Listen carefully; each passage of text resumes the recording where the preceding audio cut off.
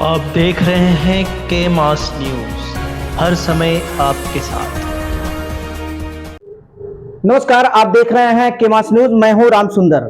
अपने क्षेत्र की टॉप खबरों को देखने के लिए डाउनलोड करें के मास न्यूज ऐप। आइए नजर डालते हैं क्राइम के इस खबर। 66 करोड़ 30 लाख लोग आए, कहीं ना कोई दंगा हुआ, ना कोई मारपीट हुई, ना कहीं बड़ी व्यवस्थित तरीके से महाकुंभ निपट गया।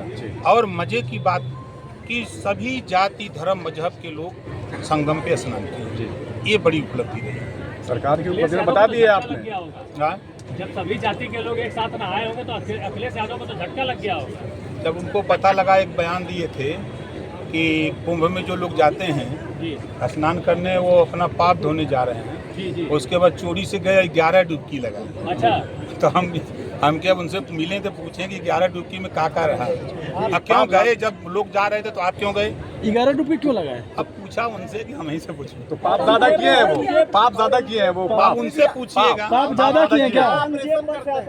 आपने कहा कि ऑपरेशन, एक मिनट यार, आपने कहा कि ऑपरेशन किसी गरीब इस सरकार में कहीं भी जुल्म जाति या अत्याचार होगा तो उसका ऐसा ऑपरेशन होगा कि बुलडोजर तो अलग चलेगा, कानून भी अपना काम करता है। इशारा किधर है? ऑपरेशन किसका करेंगे आप? इशारा किधर है?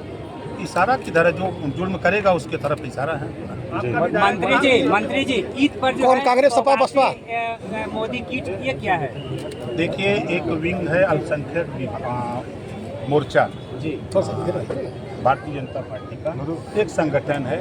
उस संगठन की तरफ से प्रदेश में ईद के अवसर पर, जैसे हम लोग लाभार्थियों को अपना किट बांट रहे हैं, उसी तरह उन लोगों ने भी ईद के मौके पर उनको एक बस्ता दे रहे हैं। उसमें खाद्य सामग्री है, दवाई है, तमाम चीज़ें हैं जो उन लोग। तो क्या माना जाए, ईदी है ये? ईदी है? अरे भैया, संविधान का कहता है, संविधान में 4 ही वर्ग है, सामान्य वर्ग, पिछड़ा वर्ग, अनुसूचित वर्ग और जनजाति वर्ग। तो सबके लिए संविधान है ना। तो कर रहे हैं तो क्या बुरा कर, अच्छा कर। ईदी है ना।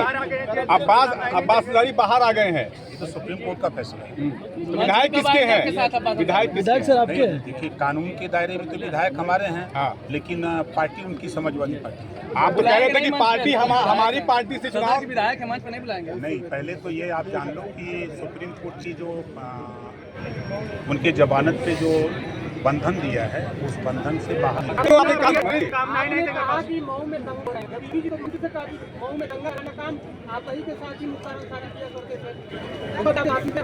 तो 8 साल से है ना, इसके पहले तो दंगे होते थे ना।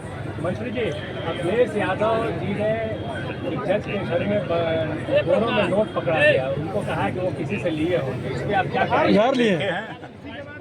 वो देखे हैं।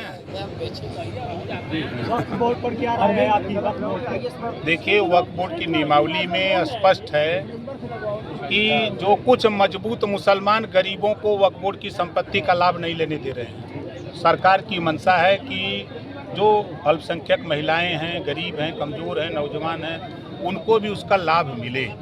अब उनकी नियमावली है कि यहीं इसी मैदान को कह दें कि हमारी संपत्ति है, फिर जाके डीएम को दरखास्त देंगे कि खाली करा दो। तो सरकार संशोधन ला रही है कि आप 1359 फसली में अगर आपके नाम है, अगर आप कह रहे हो कि आपके नाम है, तो एक एप्लीकेशन दे रहे हो तो उस पर जाँच होगी। अगर आपके नाम संपत्ति है तो आपको मिलेगी, नहीं आपके नाम से है तो नहीं मिलेगी। आपने पिछले दिनों कहा, अब्बास अंसारी हमारी पार्टी से चुनाव लड़े हैं, लेकिन विधायक सपा के हैं, और आज आप कह रहे हैं विधायक हमारे हैं, पार्टी उनकी वो है। देखो, सुनो गुनो तब दोनों।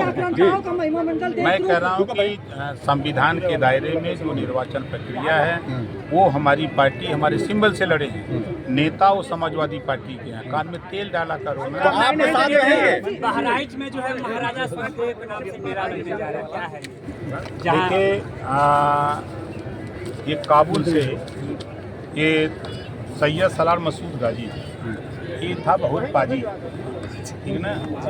ये मठ मंदिर लूटते हुए 585 राजा थे। 585 राजाओं में तमाम लोगों को मार के शरण में चले गए और मारते पीटते पहुँचे बहराइच की जब तरफ बढ़े, तो उस समय वहाँ राजभर राजा महाराजा सुहेलदेव जी का शासन था। तो उन्होंने कई राजाओं को मिला करके 21 दिन नानपारा मैदान में युद्ध हुआ। 21वें दिन आज भी कुटला नदी है जहाँ वहाँ मजार बनी है, वहीं जा करके उनको नेस्तनाबूद किया गया। तो जिन्होंने देश के मठ मंदिर को बचाया, जिसको गुलाम होने से बचाया, तो उनका मेला लगना चाहिए ना, जो देश के लिए काम करे। आपने कहा कि रेलवे स्टेशन का निरीक्षण किए थे, उसके बाद सांसद राजीव लगातार सवाल उठा रहे हैं। आज लोकसभा में बोले हैं कि किस हैसियत से वहाँ चले गए निरीक्षण। क्या कार्रवाई हुई है? विपक्ष के लोग बहुत परेशान हैं। रेलवे आराम से मंत्री जी